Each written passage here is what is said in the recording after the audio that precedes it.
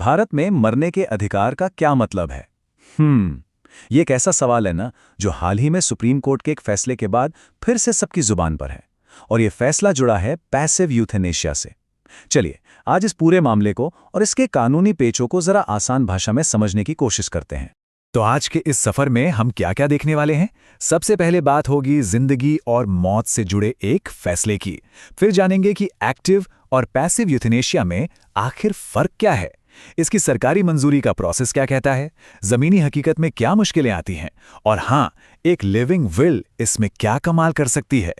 देखिए, इस पूरी बहस के सेंटर में है एक इंसान की कहानी, 32 साल के हरीश राणा की, जिनके लिए सुप्रीम कोर्ट ने कहा है कि उनका लाइफ सपोर्ट हटाया जा सकता है। और ये फैसला क्यों लिया गया? क्योंकि हरीश पिछले 1 या 2 साल से नहीं, पूरे 13 सालों से एक ऐसी हालत में है जिसे पर्सिस्टेंट वेजिटेटिव स्टेट कहते हैं। सोचिए, 13 साल, ये सिर्फ एक नंबर नहीं है, ये एक परिवार का अंतहीन इंतजार है और एक बहुत बहुत मुश्किल फैसले की कहानी भी। तो चलिए, सबसे पहले इसी केस को थोड़ा और समझते हैं। देखिए, हरीश राणा का मामला सिर्फ एक परिवार का नहीं रह गया है। इसने पूरे देश में जीवन के आखिरी दिनों की देखभाल यानी एंड ऑफ लाइफ केयर पर होने वाली बातचीत को एक नई शक्ल दे दी है। अब इस बहस में आगे बढ़ने से पहले 2 बहुत जरूरी शब्दों को समझना होगा, एक्टिव यूथेनेशिया और पैसिव यूथेनेशिया। सुनने में भले ही ये एक जैसे लगे, लेकिन कानून और नैतिकता की दुनिया में इनमें जमीन आसमान का फर्क है। तो आखिर ये हैं क्या चीज?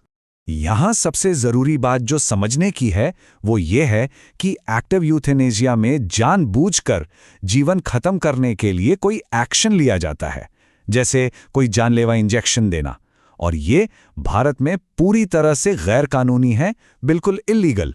वहीं दूसरी तरफ पैसिव यूथेनेशिया में किसी की जान ली नहीं जाती, बल्कि उस इलाज को रोक दिया जाता है जो आर्टिफिशियल तरीके से जिंदगी को बस खींच रहा हो ताकि मौत अपने नेचुरल तरीके से आ सके। और इसी की इजाजत भारत में कुछ सख्त नियमों के साथ दी गई है।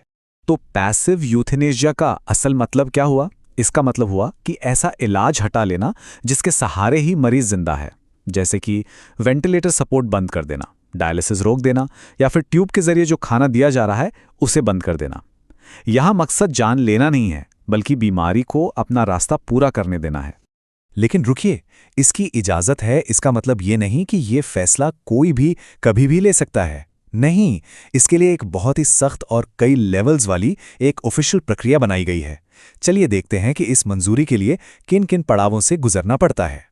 साल 2024 की जो ड्राफ्ट गाइडलाइंस हैं, उनके मुताबिक प्रोसेस में 4 बड़े स्टेप्स हैं। सबसे पहला, जो डॉक्टर इलाज कर रहा है उसे ये सर्टिफाई करना होगा कि मरीज के ठीक होने की अब कोई उम्मीद नहीं बची है। फिर एक प्राइमरी मेडिकल बोर्ड बैठेगा जिसमें वो डॉक्टर और 2 और एक्सपर्ट्स होंगे। अगर वो लोग भी सहमत हैं, तब परिवार से बात करके कॉमन फैसले पर पहुंचा जाएगा। और आखिर में ये मामला डिस्ट्रिक्ट के चीफ मेडिकल ऑफिसर के बनाए गए एक सेकेंडरी बोर्ड के पास जाएगा, जिसे 48 घंटे के अंदर अपना फैसला देना होगा। ये तो हुई पूरी कागजी प्रक्रिया, मतलब सिस्टम तो बना दिया गया है, लेकिन असल दुनिया में अस्पताल के बिस्तर तक पहुंचते पहुंचते ये प्रक्रिया कई मुश्किलों से गुजरती है। डॉक्टर्स, अस्पताल और परिवार वालों के लिए ये राह इतनी आसान बिल्कुल नहीं है। देखते हैं जमीनी हकीकत क्या है। सबसे पहली और बड़ी चुनौती है सही एक्सपर्ट्स का न मिलना। जैसा कि विधि सेंटर फॉर लीगल पॉलिसी की को-फाउंडर ध्वनि मेहता बताती हैं, हर अस्पताल में जरूरी जानकारी और अनुभव वाले डॉक्टर मिलना अब भी बहुत मुश्किल है, और इसका सीधा असर उन सेकेंडरी मेडिकल बोर्ड्स पर पड़ता है जिन्हें आखिरी फैसला लेना होता है। और ये सिर्फ एक्सपर्ट्स की कमी की बात नहीं है, असल में सिस्टम में भी सुस्ती है। गाइडलाइंस तो आ गईं, लेकिन बहुत कम राज्यों ने सेकेंडरी बोर्ड के लिए डॉक्टरों की लिस्ट बनाने का काम भी शुरू किया है। अभी तक सिर्फ महाराष्ट्र, गोवा और कर्नाटक जैसे गिने चुने राज्य ही इस मामले में थोड़ा आगे बढ़े हैं। इसके बाद एक और बहुत बड़ी मुश्किल आती है, और वो है अस्पताल के लेवल पर। Palliative care expert doctor Sushma Bhatnagar के मुताबिक ज्यादातर प्राइवेट अस्पताल किसी भी तरह के कानूनी झमेले में पड़ने से डरते हैं, और दूसरी तरफ परिवार वालों पर एक बहुत गहरा भावनात्मक बोझ और एक अपराध बोध होता है। और जब ये डर और अपराध बोध का दबाव मिलता है तो फैसला लेना लगभग नामुमकिन सा हो जाता है। तो सवाल ये है कि इन सारी मुश्किलों के बीच रास्ता क्या है? क्या कोई हल है?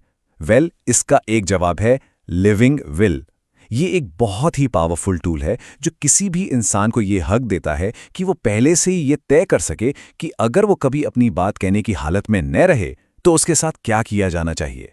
तो आखिर ये लिविंग विल है क्या? देखिए, सीधे शब्दों में कहें तो ये कानूनी दस्तावेज है। इसमें कोई भी व्यक्ति जब वो पूरी तरह से स्वस्थ हो पहले से लिख सकता है कि अगर भविष्य में उसे कोई ऐसी बीमारी हो जाए जहां वो खुद फैसले ना ले पाए तो उसे कौन सा मेडिकल ट्रीटमेंट दिया जाए और कौन सा नहीं। ये एक तरह से भविष्य के लिए दिए गए मेडिकल निर्देश हैं। एक लिविंग विल के जरिए कोई भी इंसान कई चीजें तय कर सकता है, जैसे कि उसे किस तरह की मेडिकल केयर चाहिए या नहीं चाहिए। वो किसी एक भरोसेमंद इंसान को अपनी जगह फैसले लेने का हक भी दे सकता है। इतना ही नहीं, अपनी निजी पसंद जैसे कि उन्हें किस जेंडर से संबोधित किया जाए ये भी बता सकते हैं। मतलब ये मरीज की अपनी इच्छा को सबसे ऊपर रखता है। और यहीं पर आकर ये पूरा मुद्दा एक बड़े सवाल पर हमें छोड़ जाता है। एक लिविंग विल उस मरीज को आवाज देती है जो बोल नहीं सकता। ऐसे में ये जीवन के अंतिम पलों से जुड़ी पूरी बातचीत को कैसे बदल सकती है? ये सिर्फ एक कानूनी दस्तावेज नहीं, बल्कि किसी व्यक्ति की आज़ादी और सम्मान के साथ जीने और इस दुनिया से जाने के अधिकार से जुड़ा एक बहुत बड़ा सवाल है।